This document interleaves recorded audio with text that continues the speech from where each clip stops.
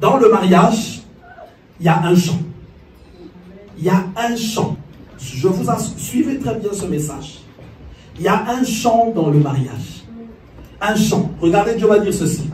Garde le champ et cultive-le. On va aller étape par étape. Mais en commençant déjà, on va aborder un peu petit à petit certaines étapes pour donner une idée. Un champ. Est-ce que ici quelqu'un connaît un champ? Voilà, comme tout le monde connaît. Là, on peut cultiver de la betterave, du manioc, de ceci. Tu as ton champ, toi. Tu es en train de fabriquer de planter de fois des betteraves, de ceci. J'aimerais que quelqu'un me dise un peu quels critères, comment il va faire pour embaucher un co-cultivateur. Tu as un champ. Tu as un champ qu'on t'a donné toi. Le champ par exemple de maïs. Mais ce champ-là est trop grand. Tu ne peux pas y travailler seul. Mais l'État te dit, embauche quelqu'un. Embauche quelqu'un. Comment tu vas faire pour embaucher quelqu'un? Appel d'offres. Hein? Un appel d'offres. Oui, l'appel d'offres, c'est bien. Mais l'appel d'offres, juste comme ça, parce qu'il y aura aussi des comptables qui vont arriver. Il y aura aussi des pêcheurs qui vont arriver. Il y aura aussi des musiciens qui vont arriver. C'est vrai. Toi, tu veux faire des chants, mais les frères Christian se présentent. Comment ça va se passer? Je précise. Appel d'offres dans tel domaine. Et comment tu vas faire pour... Mais eux, ils sont arrivés. Il y en a aussi qui vont faire semblant de dire que oui, comme en France, les gens bouleverseront les CV. Ils chantent, oui, j'ai déjà fait ceci. Comment tu vas faire? On leur fait passer au test. Au test. Mais qui fait le recrutement? Celui qui fait le recrutement, c'est celui qui connaît déjà le champ. Amen. Est-ce qu'on est d'accord? Donc cette personne doit connaître déjà c'est quoi le champ. Vous voyez? Après, maintenant, il va avoir des entretiens.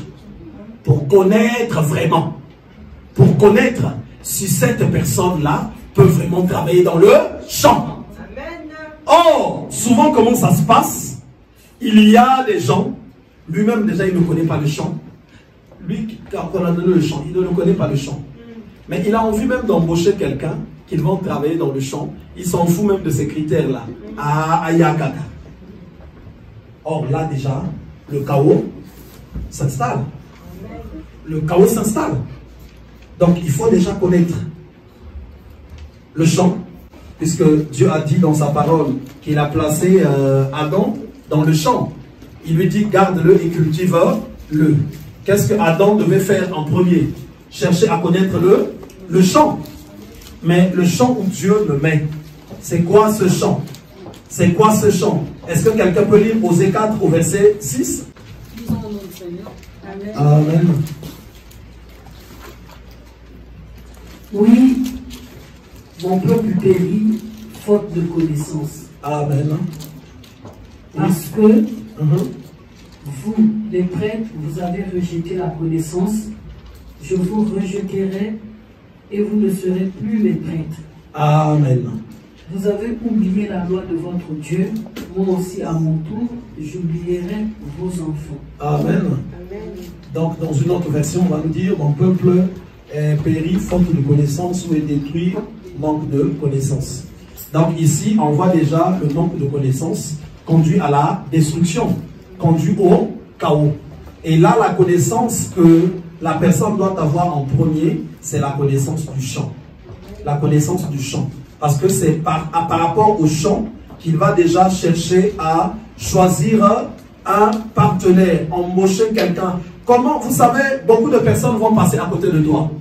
Beaucoup de personnes. Même la majorité des gens, comme ils connaissent, il a lu un peu les versets bibliques, ben, il connaît maintenant. Là, les gens ne font plus la cour avec les romans policiers comme peut-être les gens faisaient avant. Les romans d'amour. Là, maintenant, oh, Dieu m'a dit, tu es ma femme. Un exemple. Mais combien de personnes viendront te dire ça? Combien de personnes?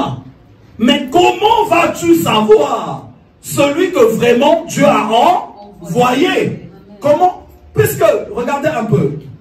Est-ce que quand tu as un champ de maïs, tu dois le cultiver, tu sais toi-même également travailler là. Est-ce que, par exemple, ceux qui connaissent, qui te font quelqu'un, peuvent t'envoyer un plongé, venir faire ce maïs-là avec toi? Lui, c'est la pâte qu'il a appris. Donc, ils vont t'envoyer ceux qui connaissent également les choses du champ. Donc, l'un des points sur lequel tu vas reconnaître que la situation vient de Dieu, c'est que tu t'entretiennes avec cette personne.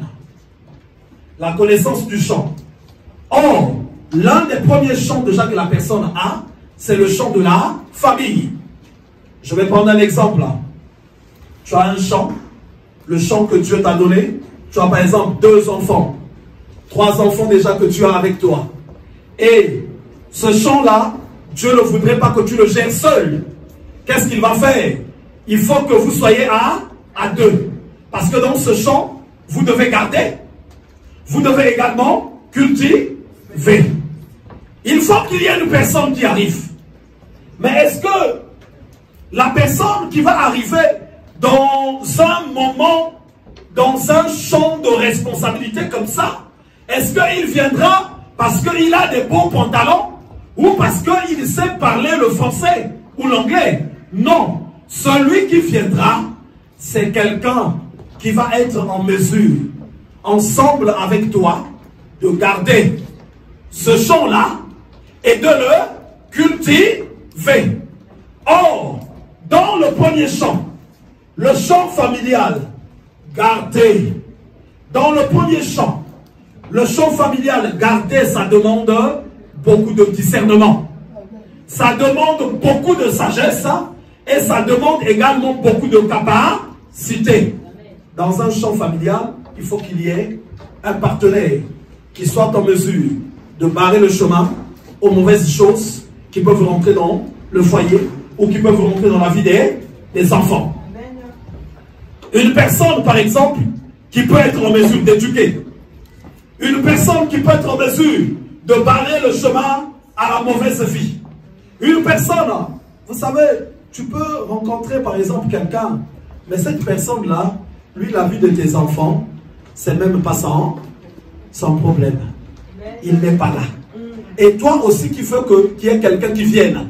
Qu'est-ce que déjà tu es toi? Devant toi, la femme. Est-ce que tu es en mesure de comprendre que quand tu as maintenant un homme, c'est pour que vous soyez un, que vous travaillez dans le champ et que vous puissiez également le cultiver? Parce qu'il y a deux fois des femmes aussi, un homme peut arriver, mais il va avoir une attitude, mais là déjà les choses tapent déjà à côté. Parce que vous êtes dans un champ où vous allez travailler. Il y a aussi des hommes, quand la femme essaie de parler, non. Là, je vous assure, il n'y a plus mariage. Parce que pour qu'il y ait un mariage, il faut déjà que vous compreniez le champ. D'autres personnes, tu es un homme, la femme est partie, elle est décédée, vous êtes séparés, tu es resté seul avec des enfants. Ou vice versa aussi, la femme a eu des enfants dans le passé. C'est maintenant un champ que tu as. Mais le champ de Dieu, on n'y travaille jamais seul. Seul, ça va être difficile. Tu ne peux pas travailler seul dans le champ que Dieu a donné. Si Dieu a voulu qu'il y ait un homme et une femme, et il a fait que l'équilibre se trouve au milieu des deux, c'est que c'est comme ça que ça doit continuer d'être. Il y a un homme, il y a une femme. Voilà pourquoi chaque homme, à moins qu'il ait des démons, quand tu es seul, ça va commencer à te déranger. Quel jour j'aurai quelqu'un? Mon colonie de célibat est aussi là. Quand une femme aussi est seule, c'est aussi la même chose. Mais il faut d'abord que tu comprennes pourquoi tu dois avoir quelqu'un. Pourquoi tu dois avoir quelqu'un? Vous savez, aller dans le mariage, ce n'est pas une histoire des fruits de l'amour. Ce n'est pas une histoire romantique, mais c'est un travail.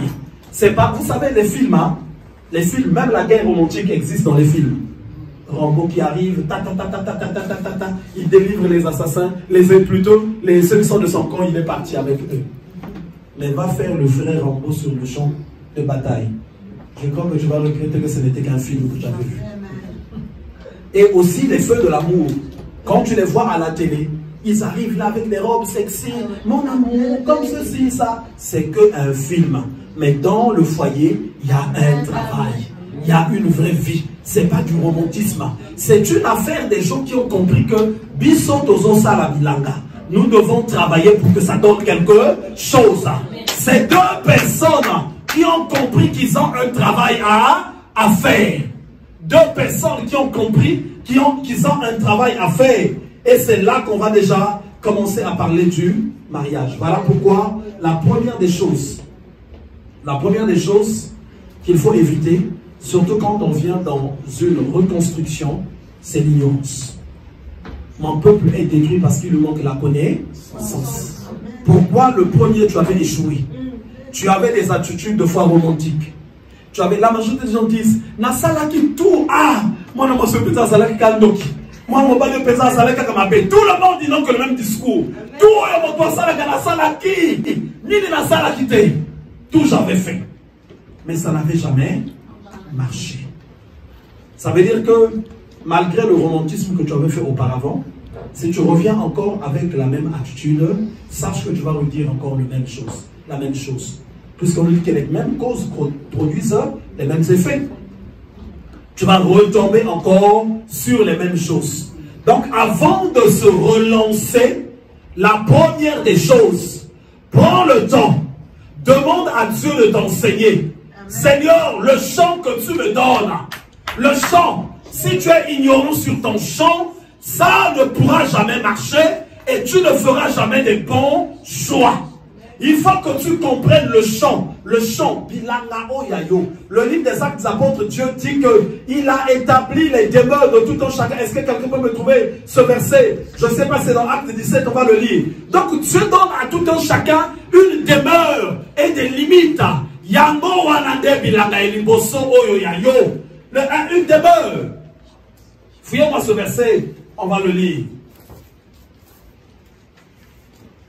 Voilà pourquoi, quand on va dans la reconstruction, on ne va plus comme les histoires des enfants.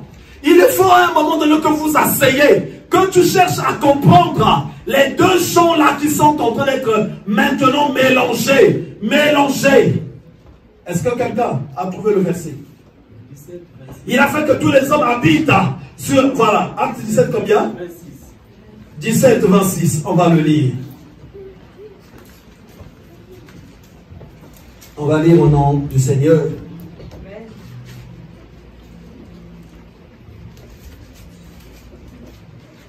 Il a fait que tous les hommes sortis d'un seul sang habitent sur toute la surface de la terre, ayant déterminé la durée des temps et les bornes de leur demeure. Vous voyez bien? Donc Dieu a fait que les gens aient des bornes, des limites pour leur demeure. Tu as un champ qui est à toi. Le champ là, c'est toi qui es le maître. Voilà pourquoi on dit souvent, pour qu'un sorcier vienne bouffer dans une famille, il y a quelqu'un souvent qui le fait passer. C'est souvent ce qu'on dit, parce qu'il y a une personne qui est le maître de cette demeure-là. Il y a une personne qui est le maître. C'est lui le patron. Donc, les sorciers savent, le diable sait. Il faut qu'il y ait un Fongola, Nzela. Il faut qu'il y ait un Fongola, Nzela. Voilà pourquoi j'aimerais dire à quelqu'un, il y a des choses, des fois, des gens que tu vas prendre. Toi, on t'a donné. Quand tu acceptes, tu as vendu un enfant. Tu as vendu de fois la vie d'une personne. Ne prends pas tout. N'accepte pas tout. Tu es dans une demeure, dans un champ établi, là où n'importe qui ne peut pas rentrer. Tu es dans un champ, là où Dieu t'a donné, il y a des enfants, il y a des problèmes, il y a beaucoup de situations là-bas. Tu dois embaucher maintenant quelqu'un, puisque Dieu a dit, c'est pas en singletant qu'il faut travailler dans ce champ-là. Il faut qu'il y ait une personne. Mais tu ne peux pas embaucher motote oyo ayebi makabowana te. Comment vas-tu embaucher une personne oyo akoki ko éduquer? Comment vas-tu prendre une personne qui ne peut pas avoir compassion oyo ya bana oyo oboti? Ça n'a pas de sens. Ndenge nini okozwa mobali oyo akoko accepter insulte te? Comment vas-tu trouver une femme qui ne peut pas accepter également les insultes? Parce que aucun nakata bilanga moko, oyo zomona ke bana oyo mwasi na yo abotana, tu n'es pas le père. Donc il y a des moments où tu vas rencontrer maintenant des révoltes aussi, où tu vas être insulté. Mais si le cœur de la personne n'est pas préparé à ça, il y a que les parents oyo ke les sous et ça les parents moko ko katana na nzela. Et ko katana na nzela, ça va s'arrêter en cours de route. Ça va s'arrêter. Donc, quand tu es avec Dieu, au moment où tu prends conscience, tu ne vas plus t'engager seulement comme ça. Tu ne vas pas seulement te fier aux paroles. Vous savez, Dieu déclenche des actions, des situations pour que tu vois le tréfonds du cœur de la personne.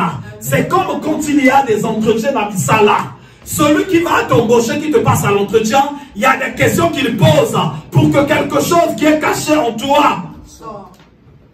Je devais être pris à un moment donné comme manager chez Alastef. Quand j'arrive, l'entretien s'était tellement bien passé. Mais vous savez, qu'est-ce qui a fait que je ne sois pas retenu à cet entretien-là? Le type, il avait compris que moi, je n'étais pas du genre de manager qui prennent des joints. Et on m'avait bien dit ça. Oui! Parce que eux, ils avaient besoin d'un manager. Quand tu le vois, il est aussi chaud. Il va s'opposer aux opérateurs. Puisque les opérateurs disent, on va t'attendre au parking. Ben voilà, je viens. Vous allez me trouver également au parking. Après l'entretien, quand j'ai reçu le retour, un très bon manager. Mais, son profil, on le trouve que c'est un profil qui est trop réglo, calme, correct. Je dis chez la dame, mais ça veut dire quoi c'est ça? Oh non, mais eux, ils avaient besoin de quelqu'un qui est aussi un peu fou. Je dis, comment ça un peu fou? Mais donc, dans l'entretien, il avait bien compris à quel genre de personne il avait affaire. Quel genre de personne il avait affaire. Tu as un chant. Ce message, on va l'avoir plusieurs dimanches. On va un peu d'abord traîner sur cette première partie. Le chant de Dieu ou le chant sociétal. Ça, c'est la première étape, c'est comme ça que j'ai appelé ça. Le chant de Dieu. Ça veut dire que là où Dieu t'a établi, les bornes, les limites que tu as. Imagine un peu, imagine un peu. Il y a d'autres personnes, tu as un enfant par exemple handicapé. Tu as un enfant qui est malade, qui a une maladie chronique. Mais ne te trompe pas, il faut que tu trouves une personne qui a un cœur, qui peut porter ce genre de choses. Il ne va pas te tromper. Il ne faut pas que tu te trompes. Donc, il faut d'abord que tu aies la connaissance bien du champ où Dieu t'a mis. Du champ où Dieu t'a mis, c'est ce qui va permettre que tu fasses maintenant des choix, que tu reconnaisses la personne que Dieu va envoyer. Tu es en train de prier à Dieu, Seigneur, Seigneur, je n'en peux plus, donne-moi quelqu'un, je suis seul. Tu vois par exemple mon état, tu vois ma famille, tu vois mes difficultés, tu vois ceci. Mais comment Dieu va-t-il t'envoyer maintenant le contraire? Alors qu'il est écrit, toute grâce excellente et tout don parfait descendent d'en haut du Père de lumière, chez lequel il n'y a ni changement, ni ombre de variation. Donc Dieu va t'envoyer un don parfait, quelque chose qui va répondre. Qui va répondre. Et la personne que Dieu envoie, on retrouve cette qualité d'humilité. Une personne qui n'aura pas honte de ton état. Une personne qui vient pour travailler et non une personne qui vient simplement. Parce que, vous savez, il y a même des fois des hommes, des femmes qui cachent des enfants. Hein. Il est en face d'un homme, il dit, ah, non, non, non, non. Des fois, il a 5 enfants, lui, il présente seulement 2.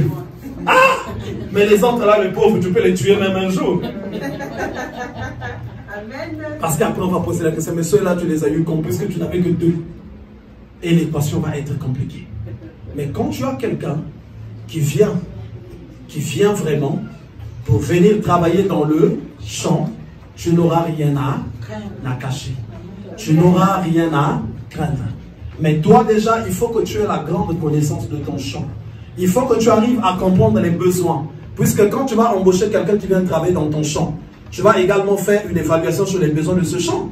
Il faut que j'ai quelqu'un qui soit robuste, qui peut travailler tant d'heures avec moi, qui peut apporter telle et telle chose, qui peut travailler de cette manière, qui va être aussi patient. Parce que pendant tout le temps que nous allons travailler dans le champ, il y aura des difficultés, il y aura des fois de la sécheresse, il faut arroser, il faut ceci. Donc tu vas prendre le temps Tu vas prendre le temps. Donc, l'un des premiers critères pour une personne qui a connu des échecs dans le passé, une personne qui a rencontré des difficultés, une personne dont la vie n'a pas été heureuse et qui se met maintenant dans un temps où elle rentre dans le plan, dans le champ de Dieu.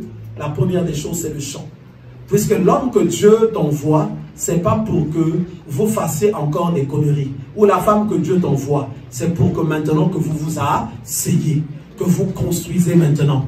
Donc vous allez travailler et non faire du romantisme.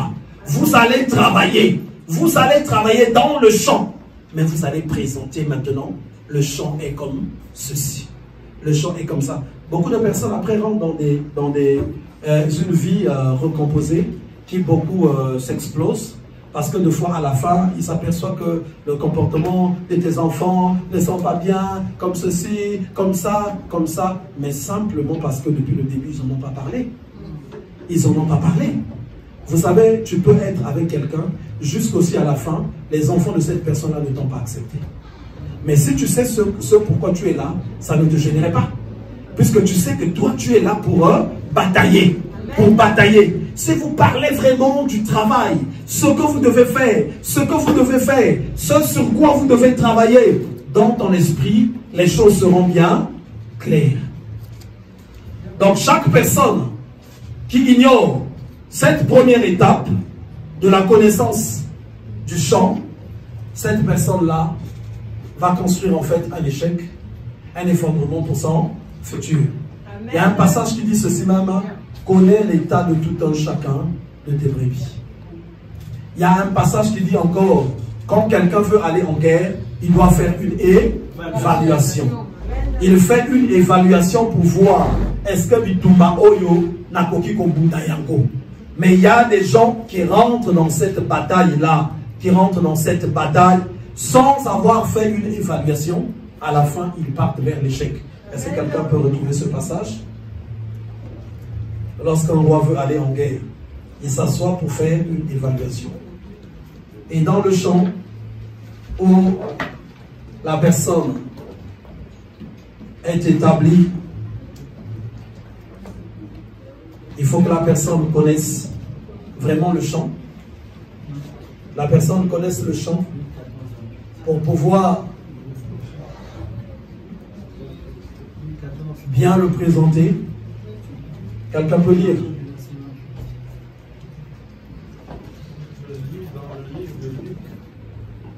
Je lis dans le livre de Luc, chapitre 14, verset 28.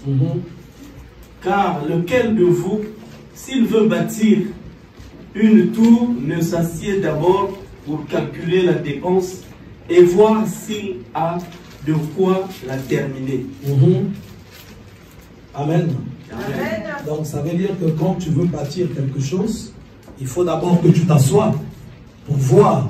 Il faut que tu vois, est-ce que cette personne, on peut vraiment aller loin avec le genre de champ que j'ai? Est-ce qu'il va accepter le genre de travail qu'il y a à faire? Donc en étant dans Genèse 2, au verset 15, l'Éternel Dieu prit l'homme et le plaça dans le jardin d'Éden pour le cultiver et pour le garder. Donc le premier point au niveau du mariage, c'est d'abord comprendre le champ. Puisque quand il va donner une aide, c'est pour que les deux viennent travailler dans le champ. Donc Adam, quand il reçoit Ève, il lui présentait le champ que Dieu les a donnés. Voilà, Dieu a dit ceci, Dieu a dit ça, Dieu a dit ça, Dieu a dit ça. Mais si tu ne connais pas vraiment le champ, tu ne connais pas ce champ-là, qu'est-ce que tu vas présenter au partenaire? Tu n'auras rien à présenter, donc vous allez simplement construire la vie de la beauté. Donc toi aussi, tu es toujours bien coiffé, tu es comme ceci. Non, il y a un jour, la coiffe ne va plus marcher. Il y a un jour, ta beauté ne va plus marcher. Il y a un jour, telle chose ne va plus marcher. Mais quand vous seriez dans le travail du champ, le travail là va également habiter l'autre. Comme ça sera maintenant un objectif que vous auriez envie d'atteindre à deux. Et quand vous l'aurez réussi, ça sera une fierté, ça sera comme un trophée que vous avez remporté et c'est ce qui sera agréable à Dieu.